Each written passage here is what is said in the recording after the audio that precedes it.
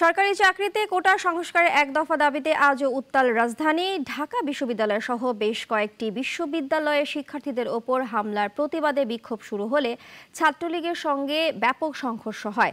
ঢাকা কলেজের সামনে থেকে উদ্ধার করা হয়েছে এক যুবকের মরদেহ। সাইফুল শাহিনের রিপোর্টে বিস্তারিত।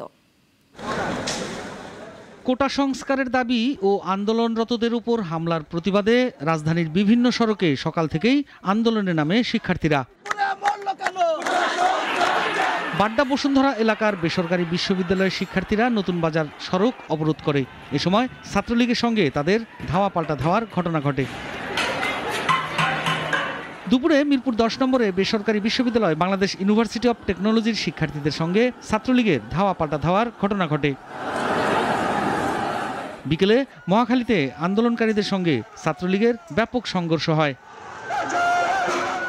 দুপুরের আগ থেকেই রাজধানীর সায়েন্স ল্যাব মোড় অবরোধ করে কোটা সংস্কারের দাবিতে আন্দোলনরত শিক্ষার্থীরা। অন্যদিকে ঢাকা কলেজের সামনে অবস্থান নেয় ছাত্রলীগ।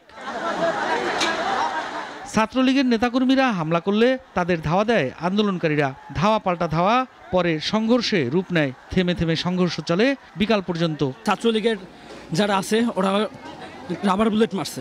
মাননীয় প্রধানমন্ত্রী, আপনার এই সন্ত্রাসী বাহিনীকে আপনি ঘরে ফিরিয়ে নিন এবং আপনারা আমাদের দাবি দেওয়াকে মেনে নিন। মিসেস প্রাইম মিনিস্টার, আপনাকে মাদার অফ হিউম্যানিটি বলা হয় থাকে। একটা মা হচ্ছে কোনো তার সন্তানের কাছে কোনো বৈষম্য সৃষ্টি করতে পারে না। আমাদের অভিভাবকদের কাছে আমার একটাই আকুল আবেদন থাকবে, আপনারা মাঠে আসুন, আমাদের বাঁচান, আমাদের মেরে ফেলছে। একদম বাবা হয়ে বলতে চাই, আপনারা আসুন, রাজপথে আসুন। বিকেলে ঢাকা বিশ্ববিদ্যালয় শহীদ মিনার এলাকায় অবস্থান নেয় কোটা আন্দোলনকারীরা। অন্যদিকে টিএসসি এলাকায় অবস্থান নিয়ে মহড়া দেয় ছাত্রলীগ। থেমে থেমে শিক্ষার্থীদের সঙ্গে ছাত্রলীগ নেতাকর্মীদের সংঘর্ষ হয়। ধাওয়া পাল্টা ধাওয়ায় শহীদুল্লাহ হল থেকে চানখারপুল রোড পর্যন্ত রণক্ষেত্রে পরিণত হয়।